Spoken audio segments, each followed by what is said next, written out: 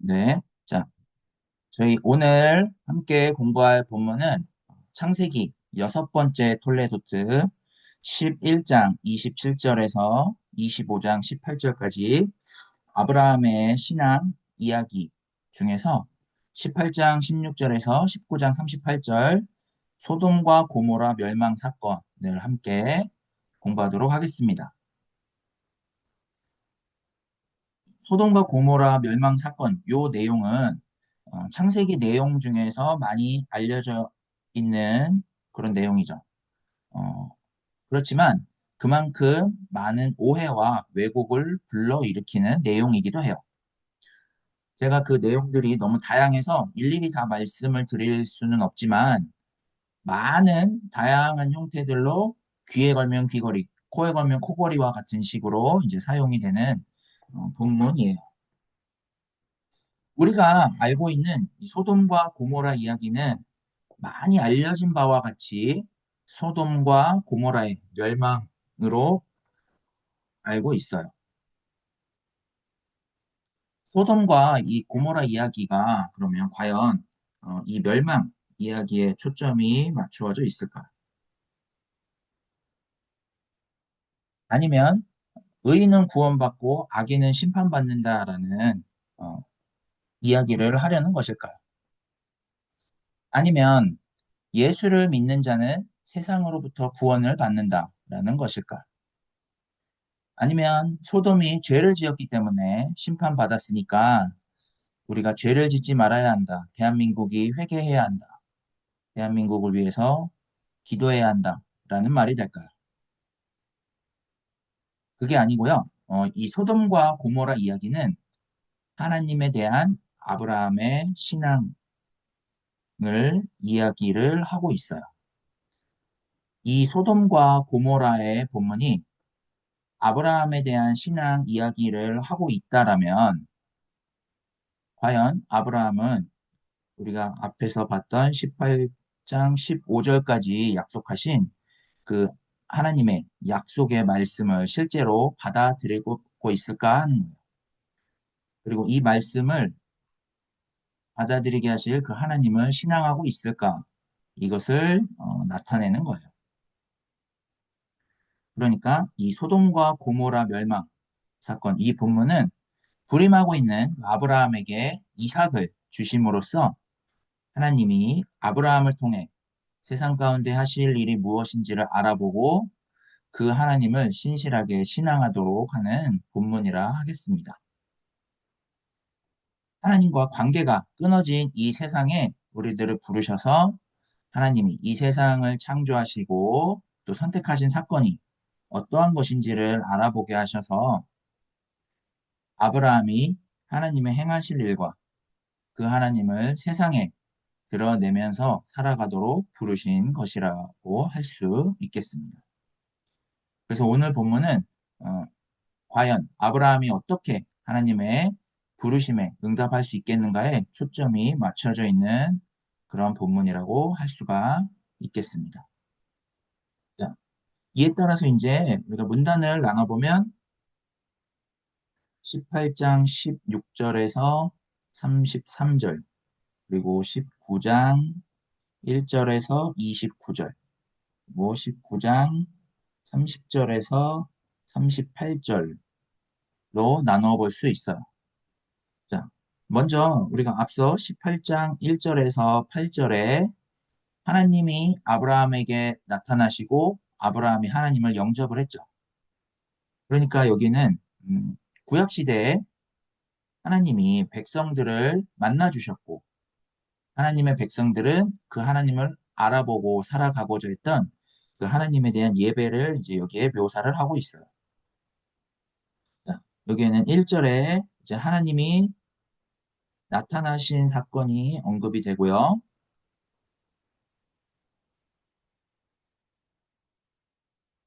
그리고 2절에서 4절에는 아브라함이 영접하는 장면. 그리고 5절에서 8절에는 아브라함이 영접하고자 했던 방식대로 이제 하나님을 영접하는 장면이 나오죠. 그 다음 9절에서 15절에 이제 하나님이 하실 일을 드러내셔요. 그 하나님이 하실 일이 뭐냐라고 했을 때, 자, 9절에서 10절에 내년 이맘때 사라에게 아들이 있을 것이다 라고 하시면서 이제 하나님이 행하시고자 하는 그 창조 사역으로 아브라함을 부르셔요. 그런데 11절에서 12절에 이 말을 듣고 이제 사라가 이 부르심에 대해서 부정적인 반응을 보이죠. 그리고 그 약속을 비웃어요. 이런 사라의 반응에 대해서 이제 하나님은 13절에서 14절에 여호와께 능하지 못한 일이 있겠느냐.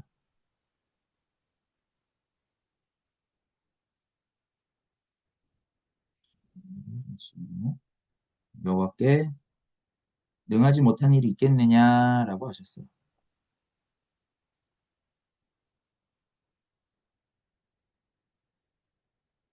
느냐.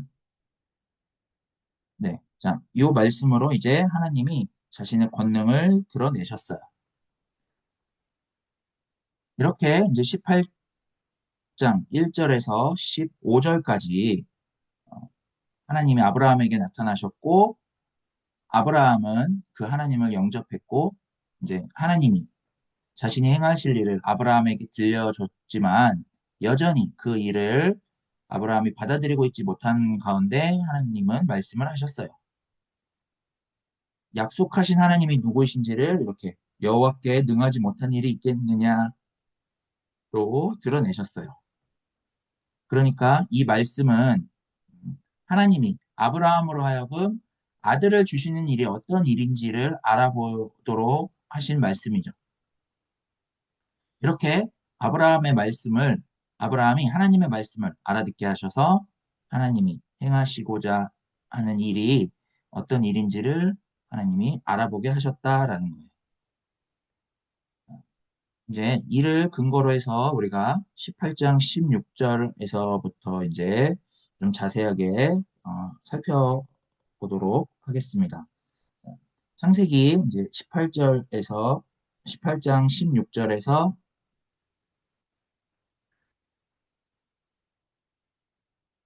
22절과 그다음에 18장 23절에서 33절 이렇게 또 나눌 수가 있는데요.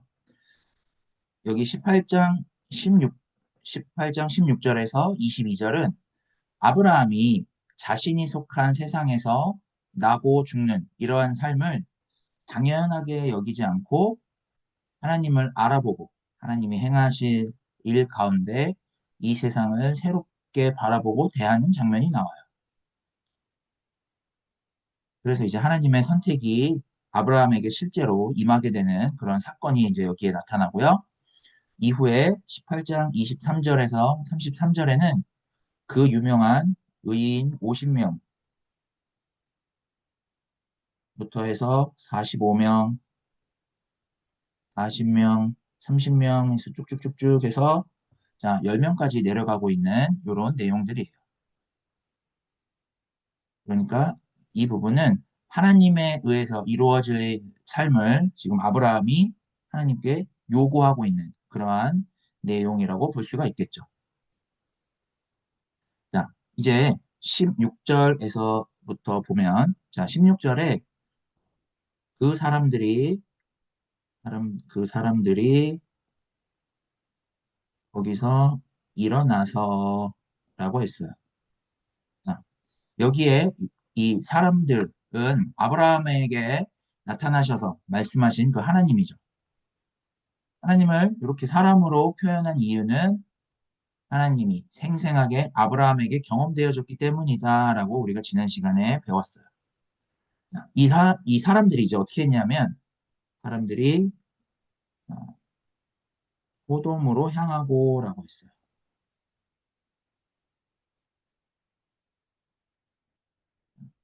이렇게 소돔으로 향했고 아브라함은 영문도 모른 채 그들을 전송하러 나갔어요. 그리고는 이제 17절에서 22절에 사람들이 무슨 일을 하려고 이 소돔으로 가는지를 이제 아브라함에게 이야기를 해줘요. 여기에서 이제 18절에서 19절에 보시면 하나님이 아브라함을 부르신 그 이유를 이제 여기에서 말씀을 해주세요. 18절에 뭐라고 이야기를 하느냐면 18절에 아브라함은 강대한 나라가 되고 천하 만민은 그로 말미암아 복을 얻으리라. 복을 받게 될 것이라고 했고요. 자, 19절에는 여호와의 도를 지켜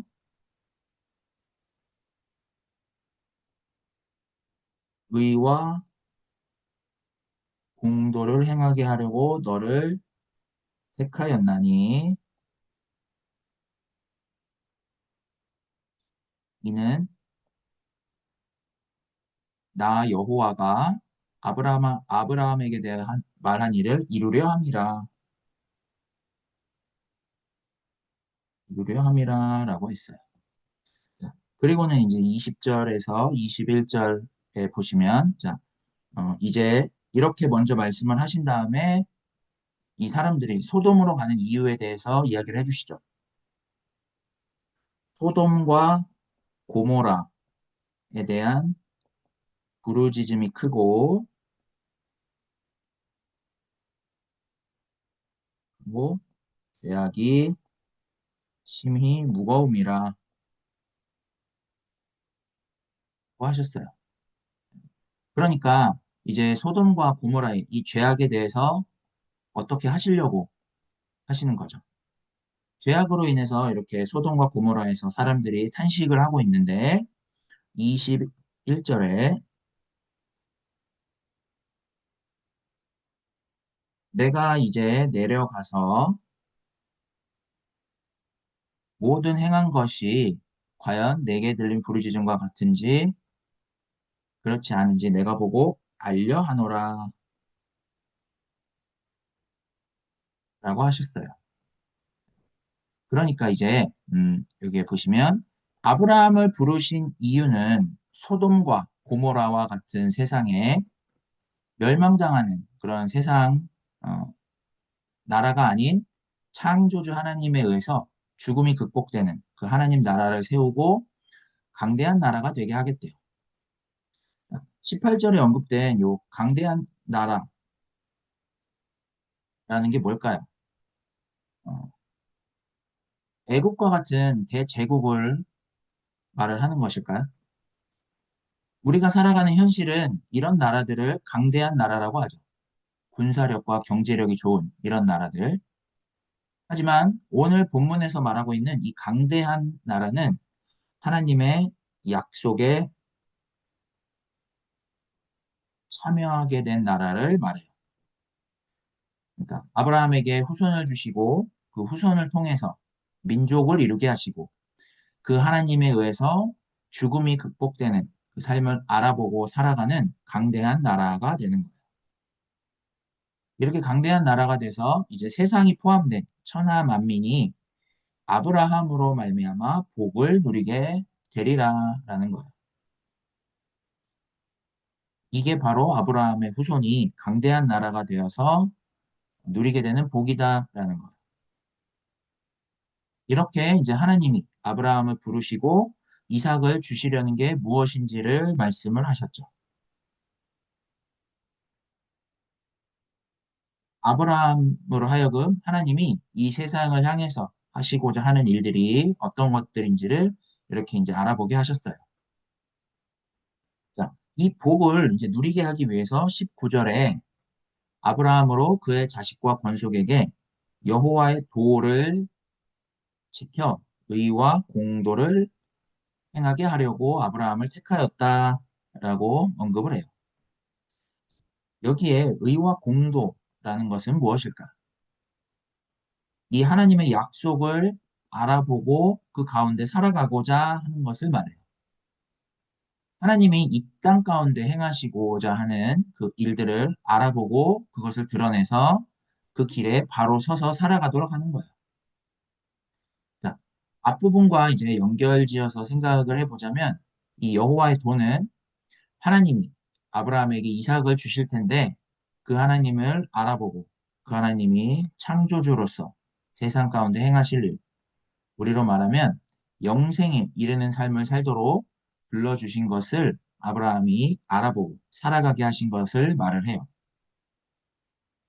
그래서 그것 때문에 19절과 같이 그를 택하였다라는 거예요. 하나님이 이렇게 선택을 하셨다는 거죠. 요 택하였다 이것을 좀 다르게 표현해 보면 하나님의 예정 그리고 미리 정하심이라고 할 수가 있어요. 자, 이게 우리가 예정과 미리 정하심이라고 했을 때 우리는 자, 하나님이 누구는 구원하고 누구는 구원받지 못하게 미리 정하셨다라고 생각하지만 그게 아니라 하나님이 창조하신 세상을 홍수 사건처럼 그냥 죄악으로 쓸어버림 당하게 내버려 둘 수 있었지만 그렇게 하지 않으시고 하나님 보시기에 좋았더라라는 방식으로 영생에 이르게 하고자 하셨던 게 바로 하나님의 선택이었어요. 그렇게 하나님의 생명에 세상이 참여하도록 택하셨고 하나님의 뜻이 그렇게 결정되었다라는 게 바로 이 하나님의 선택이에요.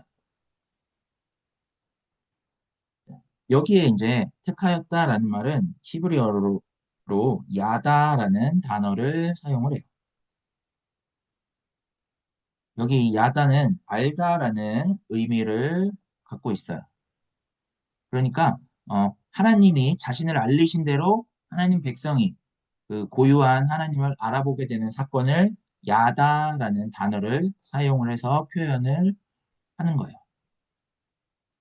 그러니까 이 야다는 하나님과 하나님 백성과의 이 관계에서 사용하는 말이고 이 관계를 알아보는 사건으로서 아브라함을 택하셨다라는 것으로 사용하는 말인 거예요. 그만큼이나 하나님과 우리는 고유한 관계, 즉 하나님은 창조주이시고 우리는 피조물이다라는 이 하나님과 우리의 관계에서만 가능한 그 하나님의 생명 안에서 그 생명의 기쁨을 누리고 살아가도록 불러주신 그 사건이 바로 택하다라는 거예요. 그렇다면 이제 요 19절의 택함은 소돔과 고모라처럼 죄악으로 말미암아 멸망을 당할 수밖에 없는 세상으로부터 이제 하나님이 행하실 일을 알아보고 그 구원 가운데 살아가도록 불러주신 게 바로 택함이 돼요. 그게 아브라함의 약속으로 인해서 강대한 나라가 되는 것이고 소돔과 고모라처럼 죄악으로 살아가는 천하 만민이 하나님을 알아보고 하나님과의 관계에서 오는 그 고유한 생명, 즉 영생을 누리는 삶을 살도록 아브라함을 택하신 게 되는 거예요. 죄악된 세상 안에서 누리고자 하는 삶은 우리를 조금 더 건져내지 못하는 대상에게 우리가 몸을 팔고 또 시간을 들임으로써 죽음과 함께 치욕스럽게 끝나는 그런 결과를 가지고 온단 말이죠. 거기로부터 이제 하나님은 우리들을 부르셔서 하나님과의 이 관계를 맺게 하심으로써 하나님에 의해서 이루어지는 고유한 삶을 알아보고 하나님 안에서 죽음이 극복되는 삶으로 우리를 불러주신 거예요. 이게 우리가 창세기 공부 초반에 나누었던 거듭나는 삶이고 이게 바로 택함인 거예요. 이렇게 이제 18절에서 19절에 하나님이 말씀하신 사건을 통해서 드디어 아브라함은 하나님을 알아볼 수 있게 됐어요. 그래서 이제 22절 끝에 사람들이 소돔으로 향하여 가고 사람들이 소돔으로 향하여 가고 아브라함은 여호와 앞에 그대로 섰더라고 하는 거예요.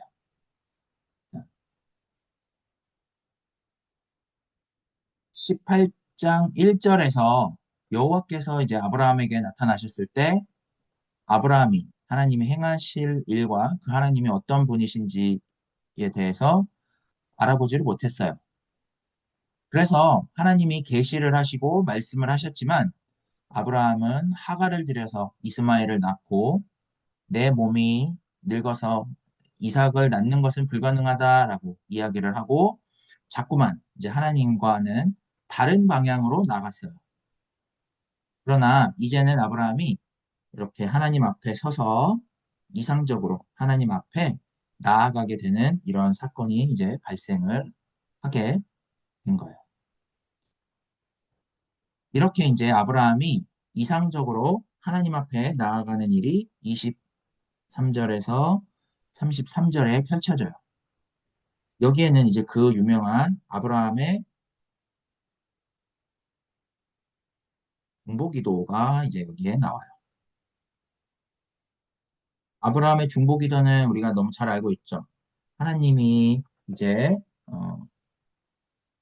소돔과 고모라를 멸하려 한다라고 하셨는데 아브라함이 그 땅에 의인 50명만 있으면 뭐 그 땅을 멸하지 않으십니까? 라고 하면서 이렇게 시작을 해서 네, 45명, 40명, 30명, 20명, 10명 자, 이렇게 줄어간단 말이죠.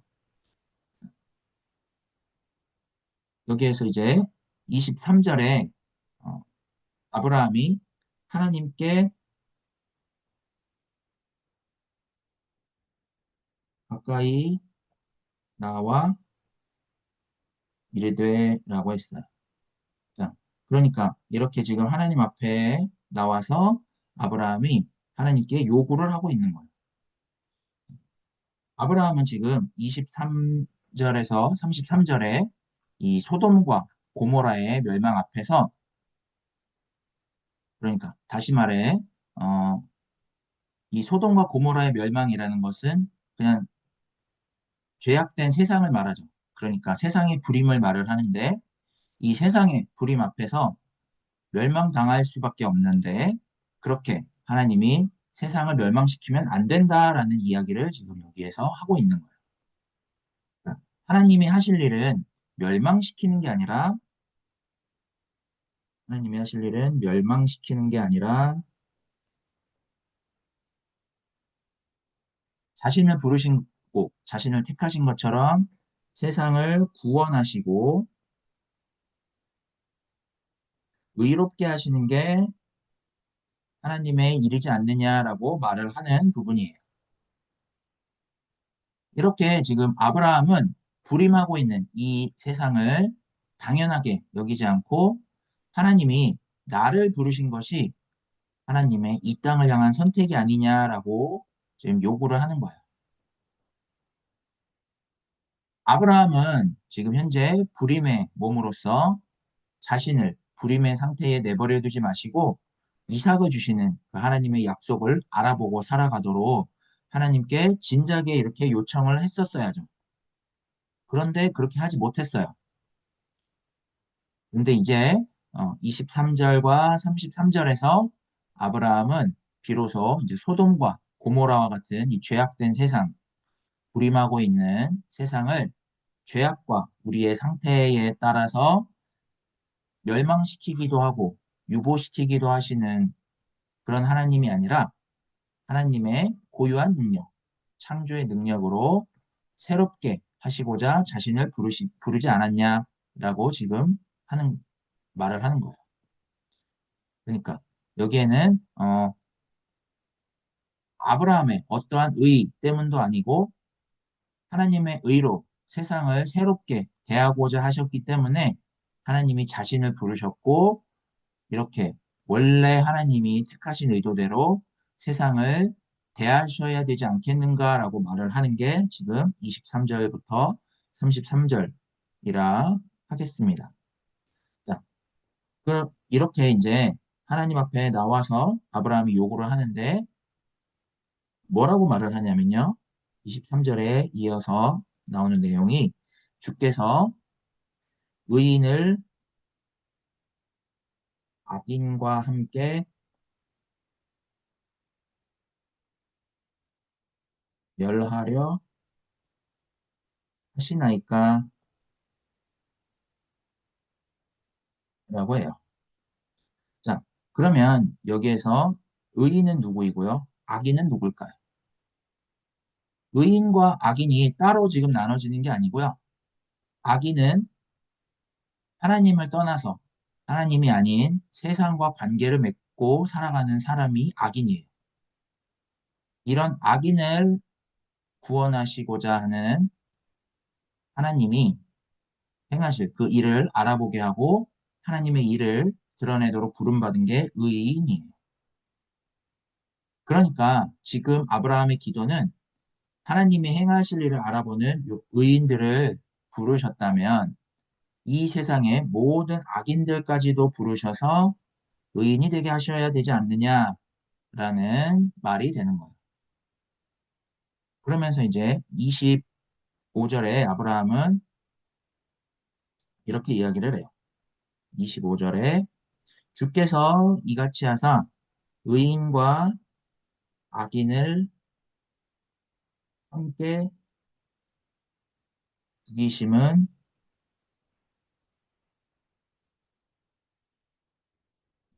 죽이심은 부당하오며 의인과 악인을 같이 하심도 부당하나이다라고 이야기를 해요. 그러면 여기에 보시면 의인과 악인은 자, 함께 죽어도 부당하고요.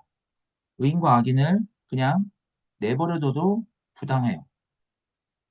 그러면 여기에 자, 부당하다라는 건 무슨 말이 될까요? 부당하다라는 건 세속적이라는 거예요. 세속적. 그러니까 어, 아브라함이 지금 하나님께 대해서 하나님은 세속적인 분이 아니시지 않느냐, 이 세상과 같지 않다라는 말을 지금 부당하다라는 말을 통해서 하려고 하는 거예요. 자, 세상은 나한테 잘해주거나 나한테 유익이 되면 내 편이에요. 그렇지 않으면 나랑 원수가 되죠. 우리는 상대방에 따라서 얼굴색이 바뀌어요. 이렇게나 우리들은 세속적이죠. 하지만 하나님은 창조주이시기에 죄악된 세상에도 불구하고 그런 세상을 하나님이 받아들이심으로써 안타까워하시고 이 세상이 죄악을 극복할 수 있는 구원의 길과 의롭게 하는 길을 하나님께서 감당하시고 드러내시지 않으셨는가를 25절에 의인과 악인을 함께 죽이시고 의인과 악인을 같이 하심도 부당하다라고 이렇게 말을 하는 거예요. 그러니까 아브라함은 자신은 하나님이 악인을 부르셔서 하나님에 의해서 의인으로 살아가게 된 그런 대상이기 때문에 악인이, 의인이, 악인이 또 의인이 이렇게 악인에서 의인이 되는 이 하나님의 구원 사건을 다루고 있는 이런 표현이라고 보시면 돼요. 그리고 이제 25절 끝부분에 이제 아브라함이 또 이렇게 이야기를 하죠. 세상을 심판한 이 하나님이죠. 세상을 심판한 이가 정의를 행하실 것이 아니니까 라고 해요. 자, 여기에서 이 정의를 행하신다라는 건 뭘까요? 이 정의는 우리가 생각하는 사전적인 의미, 그러니까 어떤 진리에 맞는 올바른 도리로 생각을 할 수가 있어요. 그러니까 어, 잘못한 것에 있어서는 처벌하고 심판하고 잘한 일에 대해서는 칭찬하고 격려하는 것을 말하죠. 그게 정의의 사전적 의미예요. 하지만 여기에서 정의를 이렇게 생각을 한다면 하나님이 의인을 구원해 주시고 악인을 멸하시는 건 너무나 당연한 게 되어버려요. 그렇게 생각을 하면 하나님이 악인을 구원하신다는 거는 도저히 용납할 수 없는 일인 거고요. 그런 하나님은 불공평한 하나님이 되어버리게 돼요. 그렇게 되면 하나님이 행하실 일이 부정당하게 되고 우리 인간이 뭔가 선하고 정의로운 일을 해야만 구원을 얻는다는 방향으로 가게 돼요. 자, 그렇게 되면 우리는 이 본문을 읽으면서 이제 길을 잃게 된다라고 할 수가 있어요. 여기에서의 정의는 하나님이 아브라함을 의롭다고 정하심이에요. 이게 정의, 여기에서의 정의가 돼요. 우리가 하나님에 의해 의롭다 하심을 덧입게 되는 게 바로 정의를 행하시는 거예요. 그러니까 아브라함과 우리의 그런 불의함에도 불구하고 하나님이 우리를 부르셔서 하나님을 알아보는 가운데 하나님과 올바른 관계를 맺고 살아가는 그 의인이 되도록 하는 그런 사건을 이제 말을 하는 거예요. 하나님이 우리 상태에 따라서 심판을 주거나 벌을 주시거나 또 은혜와 상급을 주시는 게 아니라 하나님의 창조의 사역은 인간의 모든 불의함을 극복을 하고 하나님이 행하시고자 하는 하나님이 보시기 좋은 삶을 드러낼 만한 분이지 않겠는가 하고 지금 아브라함이 하나님을 알아본 사건이 이렇게 드러난 거예요. 이렇게 아브라함을 부르시는 하나님이 이 세상과 어떠한 관계인지가 이제 23절에서 33절까지의 말씀에 드러났다라고 볼 수가 있어요.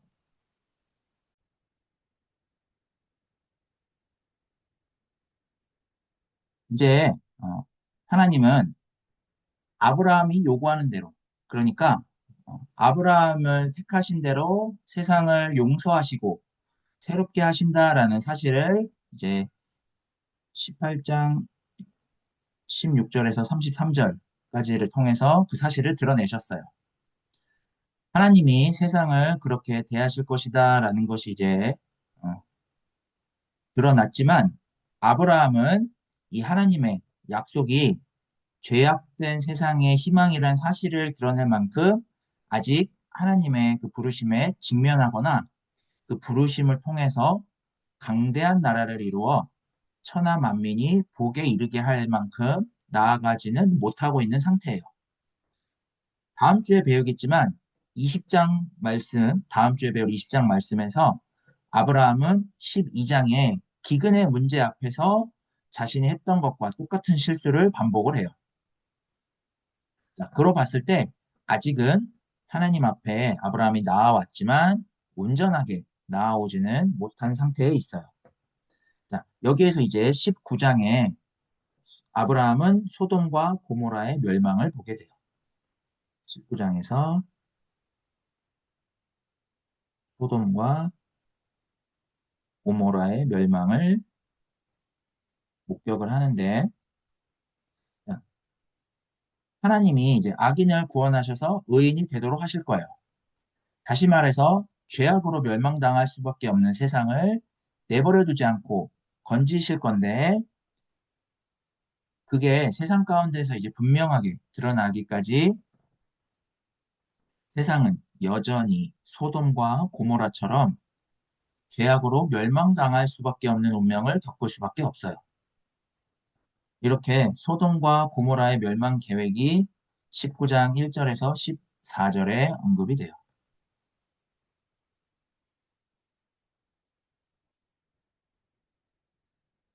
이 부분은 이제 죄악으로 말미암아 멸망당할 수밖에 없고 하나님이 소돔을 죄악으로 인해 멸망시킨다 있고 하지만 실제로는 하나님을 떠난 죄악된 세상은 멸망당할 수밖에 없다라는 것을 이제 하나님과의 관계 안에서 해명하고 있는 내용이다라고 할 수가 있어요.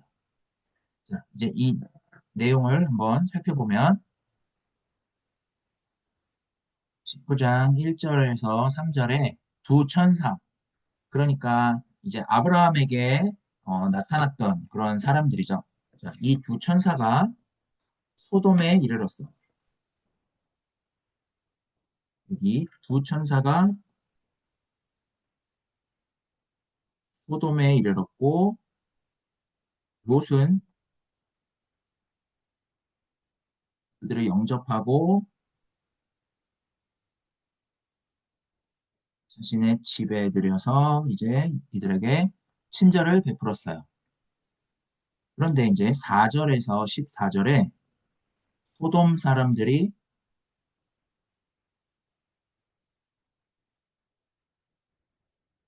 롯의 집에 찾아왔어요. 그래서 롯의 집을 에워싸고 그 사람들을 상관하려고 해요. 그리고 막 밀치면서 이제 폭력적으로 행동을 하는 내용들이 나오죠. 자, 여기에서 이제 상관하려고 했다라는 거. 자, 이것은 무엇을 말하냐면 동성애를 말해요. 그러니까 이 사람들에게 동성애와 같은 이런 행위를 하려고 했다라는 거예요. 그런데 이제 여기에서 보시면 이 내용이 19장, 정확하게는 19장 5절에 이제 나타나는데, 자, 19장 5절에 이 상관하다라는 이 말은 우리가 상관하다라는 말은 우리가 18장 19절에서 사용했던 야다라는 단어를 여기에서도 사용을 해요.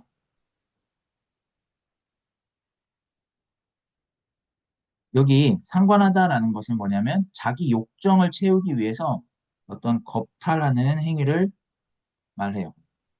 그러니까 하나님의 선택 안에 있지 않고 어,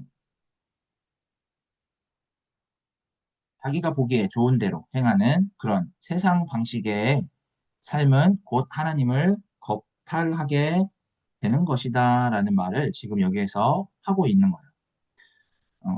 우리는 하나님을 알아봄으로써 하나님의 그 생명 안에 살아가도록 지음받은 존재들인데 그런 하나님의 선택 안에 있지 않고 이 세상 안에서 우리가 무엇을 누리고 소유하는 방식으로 살아가고자 하는 이런 것들을 죄악이라 그러죠, 우리가. 죄악. 죄악.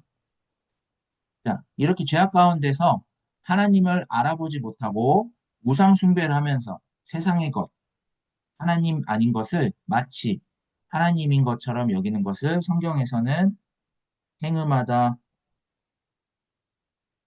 간음하다, 음행하다라고 이야기를 해요. 그러니까 죄악 가운데 지금 인간이 처한 세상, 아브라함이 처한 불임의 현실은 하나님과 관계 속에서 생명의 기쁨을 누려야 되는데 그렇지 못하고 세상과 관계를 맺으면서 살아가요. 이런 삶은 죄악 가운데 세상에 속한 방식으로 욕심껏 살아가는 삶이죠. 이렇게 음탕하게 살아가는 삶인데 이때 또 똑같이 요 음탕하게 살아가는 요 삶을 히브리어로 야다라는 단어를 똑같이 사용을 해요. 그래서 요 단어를 사용을 해서 아까 말씀드린 것처럼 하나님과 하나님의 백성과의 이 관계들을 나타내는 거예요. 그러니까 똑같은 야다지만 하나님과 하나님 백성과의 관계가 어떠한 관계냐에 따라서 야다의 의미가 전혀 달라져 버리게 되죠. 그러니까 이제 이런 거예요. 사람이요, 결혼을 하고 이제 부부가 되면 남편과 아내만이 누릴 수 있는 어떤 고유한 인격적인 관계가 있어요. 그리고 또 그 안에서 어떤 성적인 관계도 있고 사랑의 관계가 있죠. 그렇게 서로 사랑하는 행위로서 남편과 아내가 고유한 관계를 맺는 것을 이제 성경에서는 야다로 사용을 해요. 이렇게 하나님과 하나님의 백성을 부부 관계로 놓고 이 야다라는 말을 사용을 하는데, 자, 여기에서 만약에 벗어나서 욕정을 채우기 위해서 다른 대상을 만나서 부부 간의 그 고유한 관계를 가지면 그거는 음탕한 것이 되고 간음하는 것이 돼버리죠. 이렇게 이제 야다라는 단어를 사용을 해서 이 상관하다. 그러니까 이 지금 죄악 가운데 있는 세상을 이렇게 설명을 해요. 그러니까 4장에서 14절 말씀은 이 상관하다. 그러니까 여기에서 이걸 동성애를 말한다라고 했었는데 동성애가 죄악이고 동성애 때문에 소돔과 고모라가 멸망했다라는 걸 말하려고 하는 게 아니에요. 그게 아니고 이 동성애가 이곳에 만연했지만 동성애라는 하나의 예를 들어서 우리가 살아가고 있는 죄악된 세상을 지금 반영을 하는 거예요. 세상을 우리의 욕심껏 취하고 내 것으로 만들려고 하는 게 하나님을 겁탈하는 거고 인간은 하나님의 피조물로서 하나님과의 관계 안에서 그 생명을 맛보고 살아가야 하는데 그렇지 않고 세상에서 이루어지는 것에 내 마음을 두고 그것을 붙잡으려고 하고 온통 내 삶을 거기에 두고 살아가는 삶을 상관하는 행위, 즉 죄악된 삶이라고 이야기를 하는 거예요. 그러니까, 우리가 하나님과의 관계 안에서 살아가지 않고 세상과의 관계를 통해서 우리의 삶을 이야기하고 지배하고 다스리다 보니까 죄악된 방식의 삶이 발생한 거예요. 이런 모든 삶은 소돔과 고모라 지역에 있는 사람들과 같이 하나님을 겁탈하는 이런 형식으로 살아가는 죄악된 삶이 되었다라는 것을 말을 하는 거예요. 자, 이렇게 이제 소돔과 고모라가 어떠한 상태인지를 말씀을 하신 이후에 15절에서 23절에 아브라함과 간접적인 관계가 있는 조카 롯을 구출하시는 내용들이 쭉 언급이 돼요. 여호와께서 이제 소돔과 고모라를 멸하실 때 롯을 찾아왔던 두 천사가 이제 롯에게 소돔을 15절에 롯에게 소돔을 떠나서 소알이라는 성읍으로 도망하게 해요.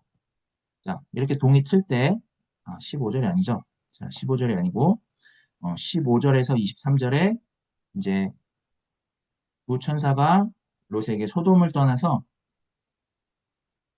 소알이라는 성읍으로 도망을 하게 해요. 자, 이제 여기에 15절에 천사들이 롯을 재촉하여 뭐라고 했냐면 아내와 두 딸을 이끌어내라라고 했어요.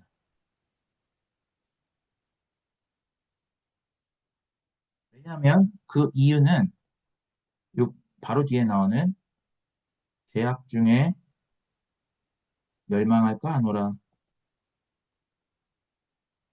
그러니까 소돔과 고모라가 멸망하는데 거기에서 너희가 같이 멸망할까 하노라. 멸망하지 않게 내가 지금 구출한다 라는 거죠. 자, 이렇게 롯이 속한 세상은 멸망당하지만 롯은 어, 구원을 하고자 하셨어요. 그런데 16절에 이제 롯이 지체를 했어요. 왜요?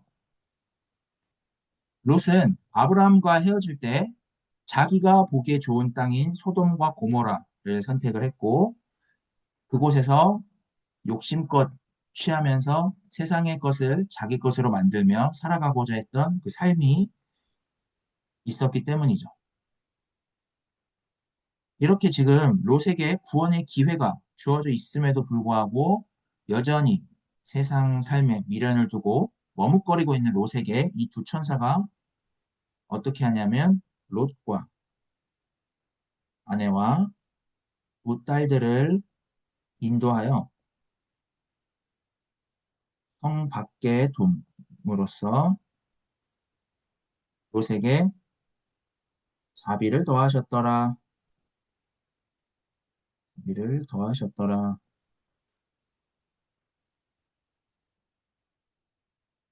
라고 해요. 자,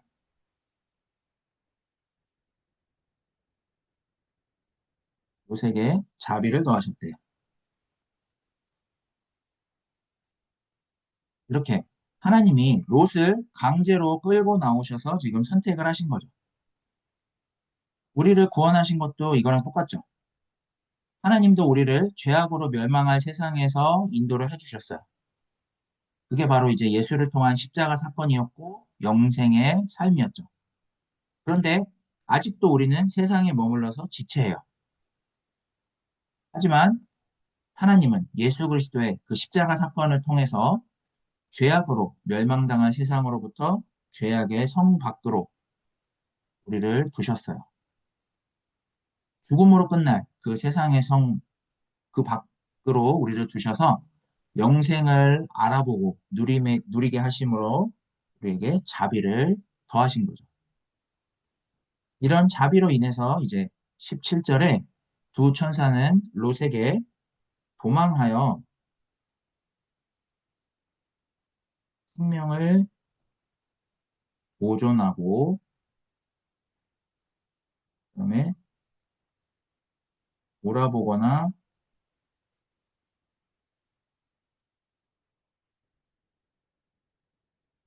들에 머물지 말라. 그리고 도망하여 멸망을 면하라고 했어요. 우리가 죄로 멸망할 세상에서 도망하여 멸망함을 면하고 생명을 보존을 하는 길은 우리에게 자비를 더하신 이 하나님께 있다라는 것을 이렇게 이제 17절에 이어서 말을 해주는 거예요. 그 와중에 롯은 이제 어떻게 반응을 하냐면 18절에 자신이 산으로 도망하는 길에 산으로 도망을 하는 길에 재앙을 만나 죽을까 하나이다라고 이야기를 해요.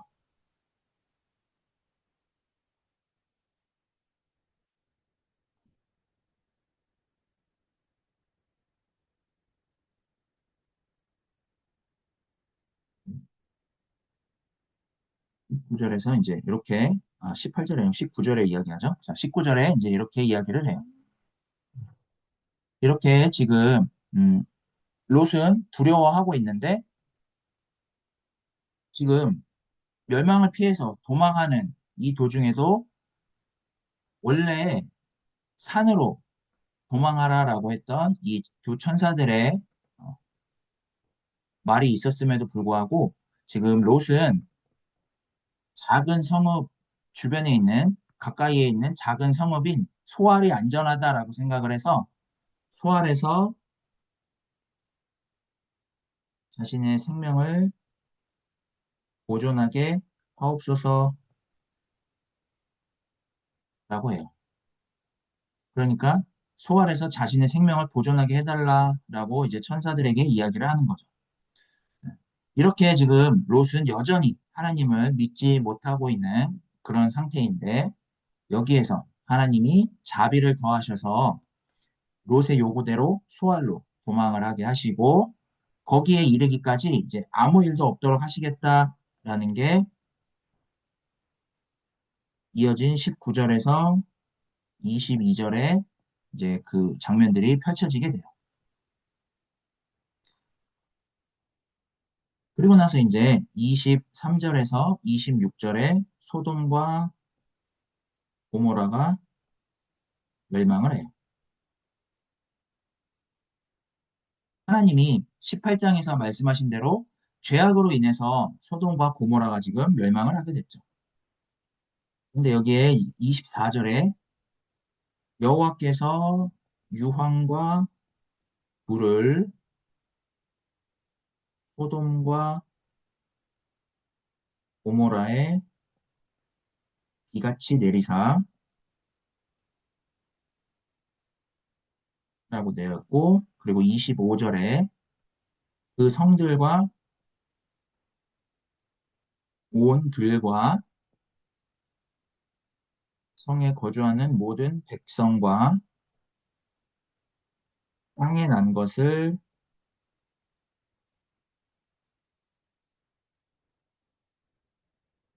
모두 엎어 멸하셨더라.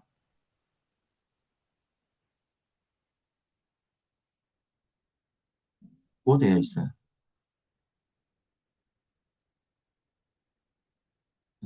그런데 이때 26절에 롯의 아내가 뒤를 돌아보았으므로 소금 기둥이 되었다. 라는 사실을 언급을 해요. 여기 17절에서 두 천사가 이제 소돔과 고모라가 멸망할 때 돌아보거나 들에 머물지 말라라고 했고 도망하여 멸망을 면하라라고 간곡하게 부탁을 했어요. 그럼에도 롯의 아내는 지금 24절, 25절처럼 멸망하고 있는 이 소돔과 고모라를 탈출을 하면서 뒤를 돌아봐요. 지금 멸망하고 있는데 그 생사의 갈림길에서 뒤를 돌아본다라는 건 뭘까요? 아직 그가 살았던 땅에 미련이 남았다라는 거겠죠. 무엇이 미련이 남았을까요? 소돔과 고모라에서 자기 욕심껏 취하고 세상의 것을 자기 것으로 만들면서 살아가고자 했던 삶에 미련이 남았던 거예요. 그래서 그 삶이 아쉬워서 뒤를 돌아봄으로 소금 기둥이 됐어요.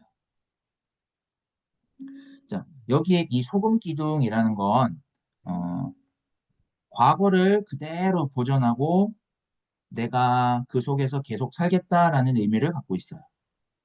그러니까 소금 기둥이 되었다라는 건 뭘까요? 소금이라는 건 녹아져서 이제 맛을 내야 되는데 맛을 내지 못하고 기둥처럼 서 있게 되면 쓸모가 없게 되는 거죠. 그 소금은 쓸모가 없어요. 그러니까 하나님이 죄악으로 인해 멸망당할 세상으로부터 우리를 구원을 하시는데 과거를 그대로 보존하고 그 속에 살겠다라는 것은 세상의 것을 이렇게 자기 것으로 만들면서 살아가고자 하는 삶에 집착하는 이런 삶은 소금 기둥처럼 쓸모없게 된다라는 것을 이제 말을 해주고 있는 거죠. 그러면 이렇게 지금 소돔과 고모라의 이 멸망 사이, 그러니까 여기 15절에서 22절까지 여기에 하나님이 롯을 구출하는 사건이 있어요. 자, 왜 여기에서 롯을 구출하는 사건이 있을까요? 이것을 통해 무엇을 말을 하려고 했을까요? 죄악된 세상에서 예수를 믿으면 구원받고 믿지 않으면 멸망을 당한다. 이것을 말을 하려고 했을까요? 그게 아니죠. 하나님이 롯을 구출한 이유는 우리가 예수를 믿든 안 믿든 다 멸망할 수밖에 없는 세상 가운데 있는데 그렇게 멸망할 수밖에 없는 세상을 하나님은 그냥 멸망으로 끝나도록 내버려 두지 않으시고 우리를 먼저 구원하셔서 우리를 통해 세상을 구원하시고자 한다라는 그 하나님의 뜻이 여기에 지금 담겨져 있는 거예요.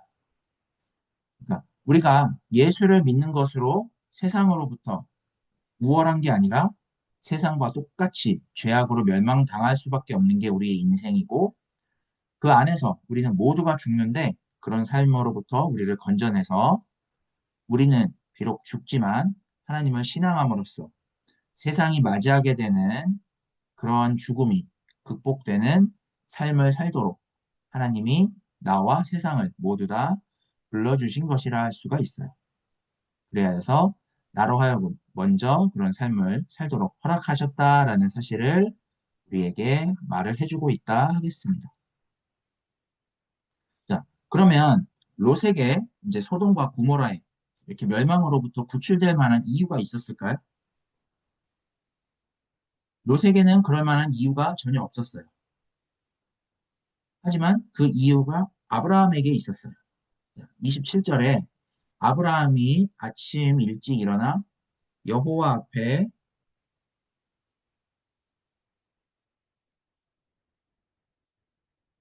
서 있던 곳에 이르러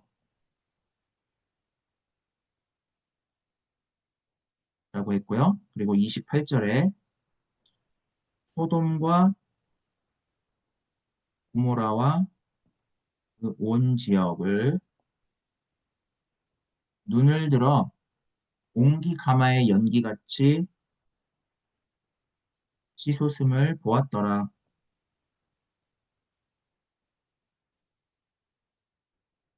라고 되어 있어요. 여호와 앞에 서 있던 곳이라는 건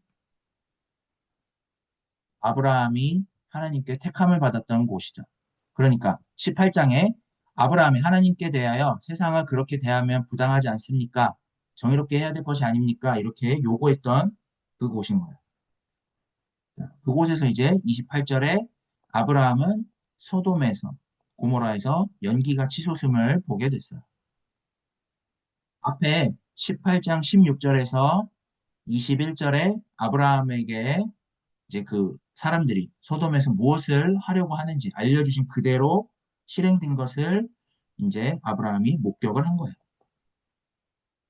그리고는 롯을 구출하신 이유를 이제 29절에 말씀을 하세요. 그 이유가 뭐냐? 하나님이 롯이 거주하는 성읍을 엎으실 때 여기서 중요한 건 뭐냐? 자,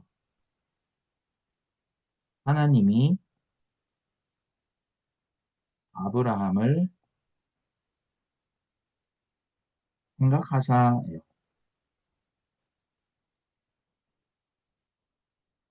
이게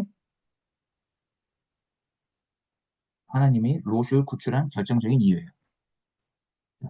하나님이 아브라함을 생각하셨다라는 게 뭘까요? 우리가 8장 1절에서 노아의 홍수 사건, 노아의 홍수 사건에서 보면 노아가 이제 방주 40일간 비가 내리고 난 이후에 노아가 방주 안에 있을 때 어, 하나님이 노아를 기억하셔서 물이 줄어들게 하셨죠. 그러니까 멸망당할 세상 속에서 그것으로 끝이 아니라 창조주 하나님이 인간을 구원하시고자 하셨고 창조 의도대로 세상에서 하나님의 일을 이루어 가시고자 하기 위해서 다시 새롭게 창조하기 위해서 물을 감하게 하시고자 한다라는 것을 우리가 봤어요. 자, 그럼 여기 아브라함을 부르신 이유가 이, 이것과 똑같은 거예요. 아브라함과 함께 이제 덩달아서 고향 친척 아버지 집을 떠나와 하나님의 말씀이 가리키는 곳으로 함께 왔던 이 롯이 구원받은 이 사건을 통해서 이제 하나님이 아브라함을 통해 드러내고자 하는 소명이 어떤 것인지를 보이신 것이다라고 할 수가 있어요. 자, 롯은 하나님이 아브라함을 통해서 드러내고자 하는 소명이 무엇인지, 그러니까 하나님이 아브라함을 통해서 세상을 새롭게 하고자 하셨기 때문에 구원을 하셨던 거예요. 아브라함을 택하신 것은 하나님이 행하시고자 하는 일이 무엇인지 알아보고 그 하나님이 누구인지를 드러내시는 데에 그 목적이 있었어요. 그래서 하나님은 아브라함을 택하셨고 아브라함의 요구로 인해서 다시 말해 죄악으로 인한 멸망 중에서도 아브라함이 알아보게 된 하나님은 세상이 멸망으로 끝나도록 내버려두지 않고 우리를 구원하시고자 하시는 어, 그 하나님이시다라는 것을 알아봤고 그 하나님의 의도를 이제 드러내시고자 했던 거예요. 그게 롯을 구원하셨던 이유다라고 하겠습니다. 그러면 우리가 이제 여기에서 봐야 될 것은 아브라함을 부르심, 그리고 롯의 구원, 또 우리의 구원도 모두 하나님의 택하심으로 이루어졌어요. 롯의 구원에서도 아브라함을 부르심에도 그들의 어떤 노력이나 행태에 따라서 이루어지지 않았어요. 그러니까 우리의 모든 어떤 부당함이나 의로움에도 불구하고 하나님은 그것을 넘어서 하나님이 창조주 되심을 통해서 새 창조와 거듭남을 이루시고자 죄악으로 말미암아 멸망당하는 그 세상으로부터 하나님께 근거하여 죽음이 극복되는 삶, 의롭다 하심을 덧입는 그런 삶으로 살아가도록 불러주신 거예요. 이게 하나님이 택하심이고 이를 통해 우리가 맛보는 구원의 삶, 영생의 삶을 맛보게 되는 그러한 삶이라 할 수 있겠습니다. 소돔과 고모라의 본문은 이렇게 봐야 돼요. 심판이 아니라 하나님이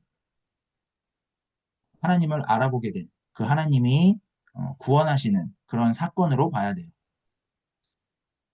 자, 이처럼 이제 하나님이 아브라함을 택하셨고 의롭다 하셨어요. 그리고 우리에게도 예수를 통해서 영생을 얻게 하셨어요. 그렇다면 우리는 의롭다 하신 삶, 영생을 누리는 삶, 구원의 삶을 누려야죠. 근데 어떤 사람은 영생의 삶을 누리면서 살아가는 사람이 있는가 하면 어떤 사람은 그가 믿는 것과 무관하게 살아가는 그런 사람이 있어요. 오늘 말씀에서도요, 롯과 그의 후손들은 멸망으로부터 구원을 받았으면 그 하나님의 구원을 알아보고 누리면서 살아가야 했어요. 하지만 그와 무관하게 살아가는 롯의 그 후손들의 삶이 19장 30절에서 38절에 나타났어요. 30절에 이제 롯은 자신이 원하는 대로 어, 구원을 받고 이제 소알에 이르렀는데 그곳에서 지내는 게 두려워서 두 딸을 데리고 소알에 있는 산의 굴 속에 거주를 했어요. 이런 곳에서 살아가려고 하니까 얼마나 막막했을까요? 그래서인지 이제 31절에 롯의 큰 딸이 작은 딸에게 말을 하죠.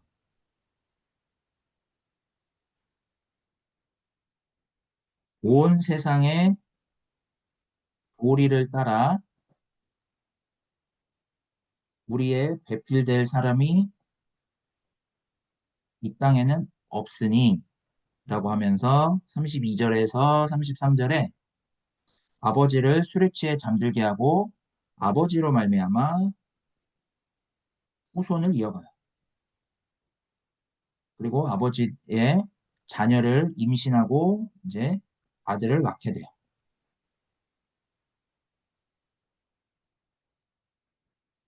이렇게 낳은 아들들이 이스라엘 역사에서 그리고 성경에서 늘 이스라엘과 대적하고 또 하나님을 어, 대적하는 그런 이방 족속을 대표하는 민족들 37절에서 38절에 모압과 암몬 자손의 보상이 되는 것으로 오늘 본문이 끝나요. 자, 여기에서 큰딸이 생각했던 이 배필이란 누구였을까요? 하나님이 처음에 인간을 창조하시고 돕는 배필을 지으시고 그렇게 정말 하나님 보시기에 좋은 삶 안에서 살아가도록 하셨죠. 그런데 어, 그 하나님이 창조하셨던 그 배필이 아니라 그러니까 하나님 보시기에 좋은 삶이 아니라 자기들이 보기에 좋은 삶, 세상의 요구와 그 방식대로 생육하고 번성을 이루고자 하는 삶을 이렇게 배필이라는 말로 지금 상징을 해줘요. 그러니까 소금 기둥이 되었던 그들의 어머니처럼 구원을 받았음에도 과거를 그대로 보존하고 그 속에 살고자 했던 삶을 상징한다 할 수 있어요. 이렇게 이제 오늘 본문이 마무리가 돼요. 이렇게 이제 오늘 본문은 죄악으로 멸망할 수밖에 없는 불이 많은 세상에서 전혀 의로울 것이 없던 롯을 하나님이 구원하신 것처럼, 그리고 오늘 본문 이후에 성경 전체가 보여주고 있는 것처럼 하나님이 아브라함을 택하심은, 다시 말해서 우리가 하나님의 의로우심을 알아보고 하나님의 의로우심을 덧입는 그러한 삶은 세상이 감동할 만한 어떤 선행과 구제와 봉사와 헌신으로 하나님을 드러내려고 하는 것보다, 그 어떤 시도보다 세상을 구원으로 견인하는 삶이 된다라는 사실을 알려준다 하겠습니다.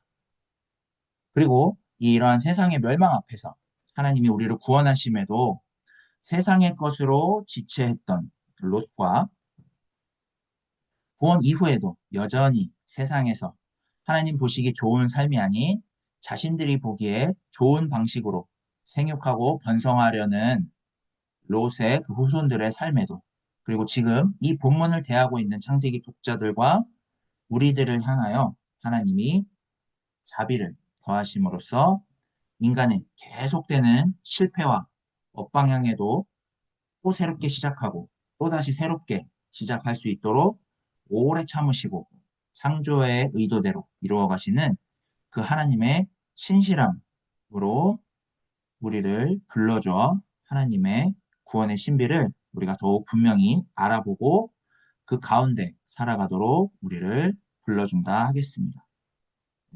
이렇게 계속되는 인간의 그런 실패와 타락에도 모든 인류를 구원하시고자 하는 하나님의 계획이 결코 포기되거나 좌절되지 않는다라는 사실을 일깨워주는 내용이 오늘 본문과 그 이후의 이제 내용들에 계속적으로 펼쳐진다 하겠습니다.